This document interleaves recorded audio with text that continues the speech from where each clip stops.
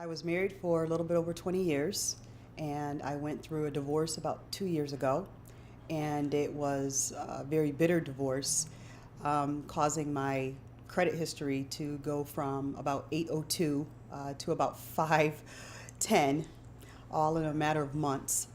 Had to start from scratch. Didn't really know what I was going to do. I was left in a hole with about almost $37,000 with credit card debt. When my credit took the fall that it did, it ruined my life. I had to start from scratch. I didn't have the help from family and friends. I didn't have the help as far as just someone talking me through it or someone that's been through it. A lot of people are ashamed of it, so a lot of times people just don't talk about it. At that particular time, I actually had a friend that him and his wife, they had gone through a bankruptcy, and basically said, you know what, it's not as bad as you think. You're going to take a hit, as far as your credit score, but you can replenish. And basically my biggest thing was, who do you trust as far as attorneys? That was the biggest thing, because for me, I didn't come from money. I didn't have a lot of money. The money that I had literally went into attorneys.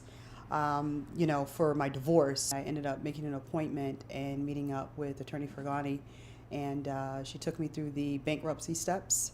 And it's been a little bit over a year, and finally starting to settle down a little bit and trying to improve my credit. I really appreciate the effort that the attorneys and the paralegal spent the time with me, just because I didn't have to go through all of the steps as far as bankruptcy 13, but to go through the debt settlement, and so far so good. I'm moving in the right direction, so I still continue working with them on a weekly basis. My credit is improving already. I think I'm already back up to about 640. So little by little, it's going up. I say it was definitely meant to happen. I actually met some great people throughout this process with Forghany Law, and they took me through every step of the way, and they basically let me know that I wasn't by myself, and that in certain circumstances this isn't your fault.